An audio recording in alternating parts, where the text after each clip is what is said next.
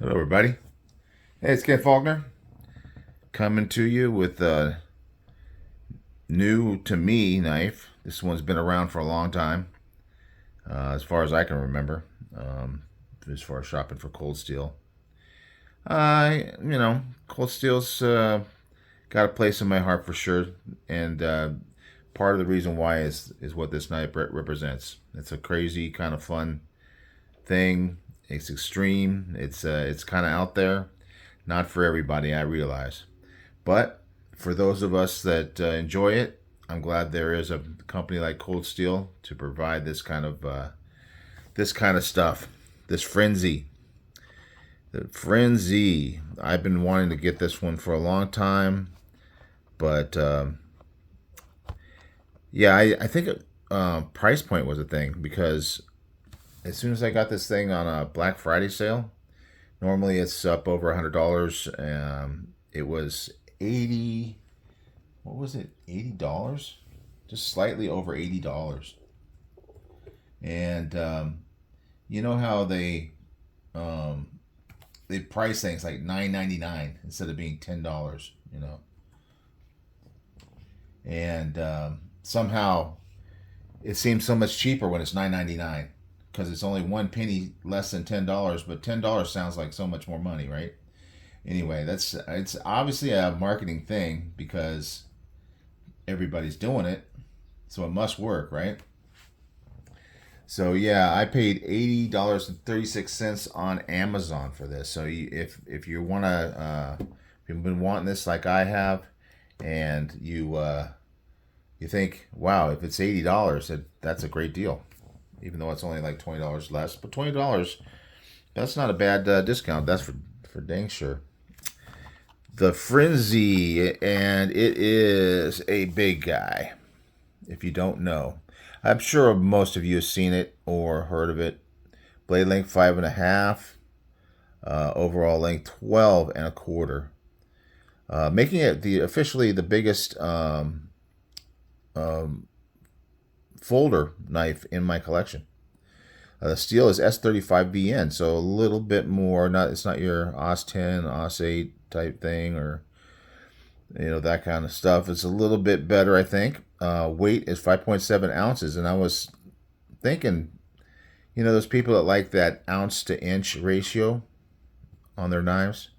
This is a 5.5 inch blade, guys. 5.7 ounces. It's right there in that 1 ounce per inch. Thickness is 3.4. That's pretty substantial. Handle is 6.75, and it's a G10 handle. So it's not like a plastic, not a FRN or whatever, the Griv X or whatever Cold Steel calls theirs. There's all the basic information there, and got the triad lock.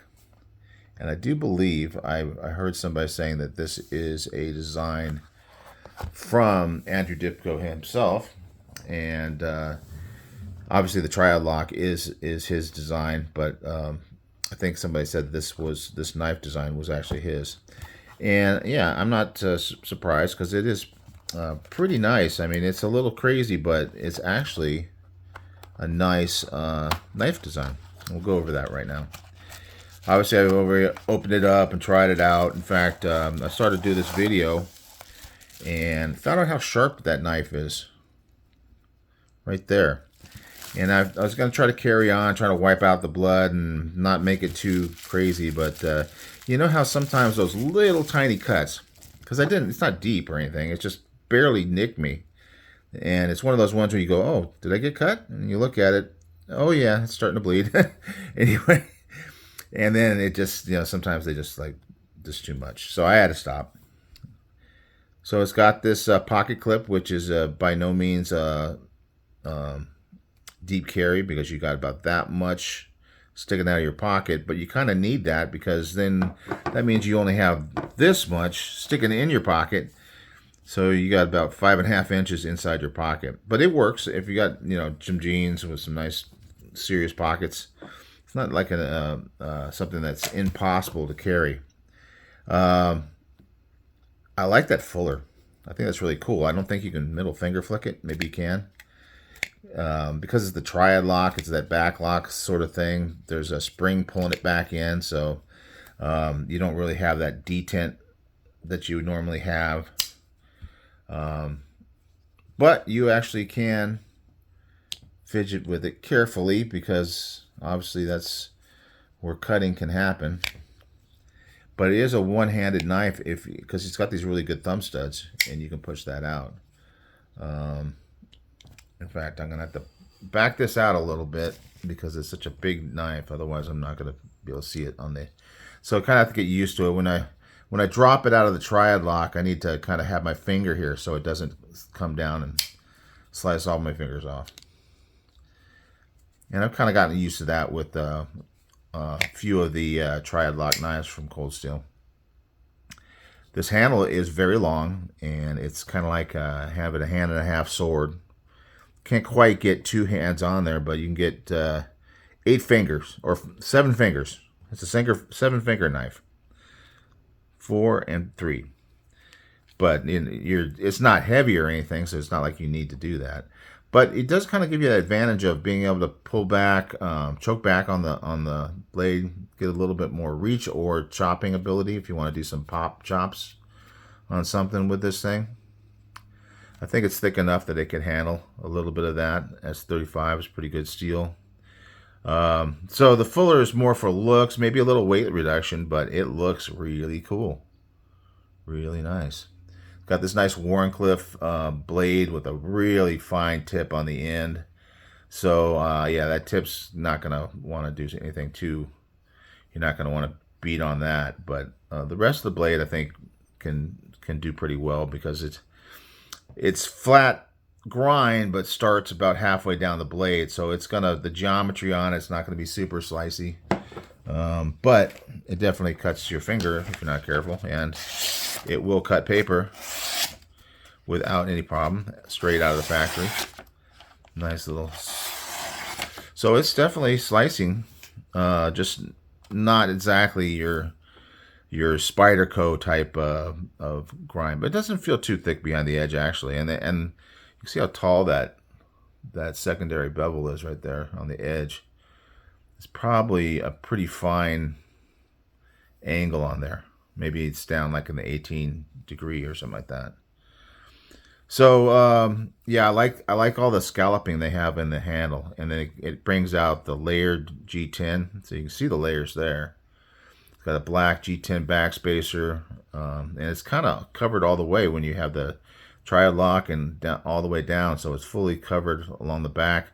I know like some people like the open construction, but some people would rather have it covered. I don't know. It doesn't make that much difference to me. Reversible clip, so left and right. And then, of course, you got the thumb studs on both sides.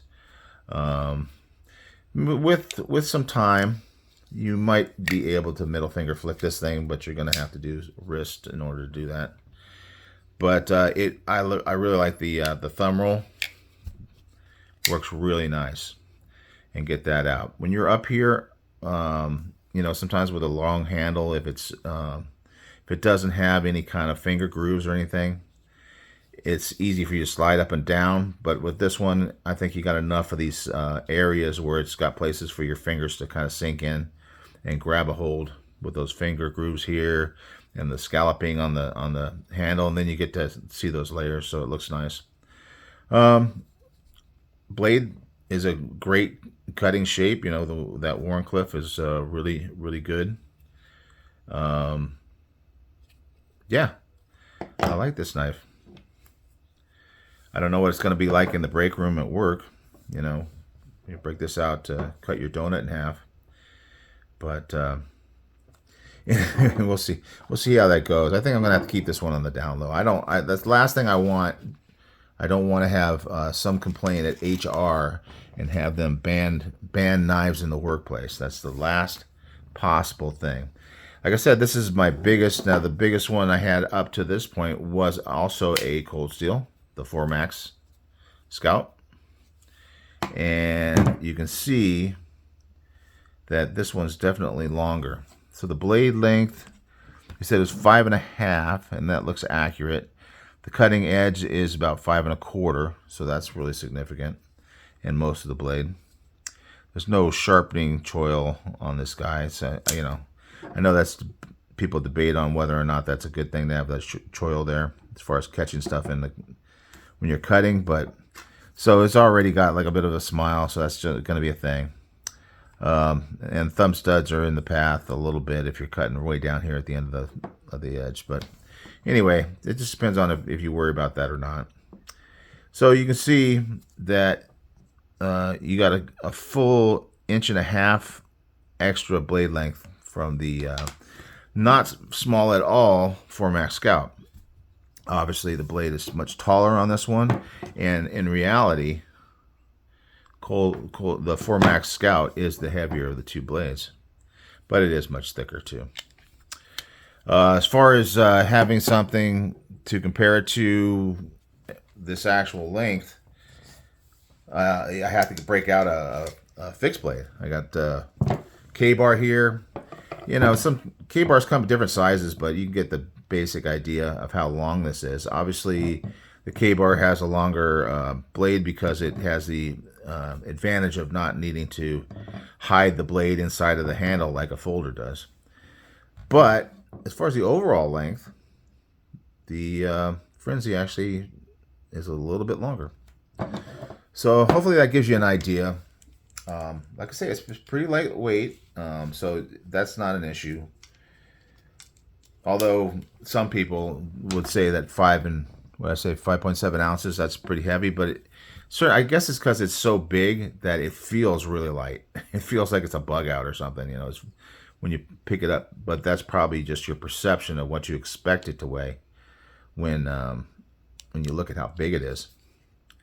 Just be careful, guys. Some people say that a knife isn't yours until you cut yourself. So this one's definitely mine. And I'm glad to have it in the collection. It's kind of a smaller part of my collection. Well, smaller is kind of an interesting word to use here.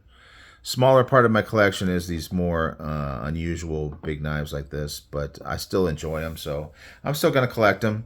And I know there's a bunch of people out there, and we'll see how it goes in the comments, because a lot of people like the smaller knives, and that's all they really want, and other people want the bigger knives. And for me, I kind of like a little bit of everything. The mid-range is more my normal thing, but this is definitely a fun one, and I'm going to enjoy having this one in the collection. So, all right, guys, that's it for today. I will be... Oh, by the way, I just want to mention that my giveaway, I never did get an email, and I'm trying to reach out to Tampa's Hot Wheels. So if you know Tampa's Hot Wheels, I think I've seen the name around in chats and stuff like that.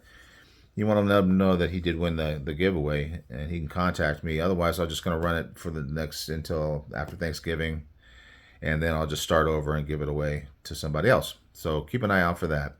All right, guys, that's it for today, and I will see you on the next one.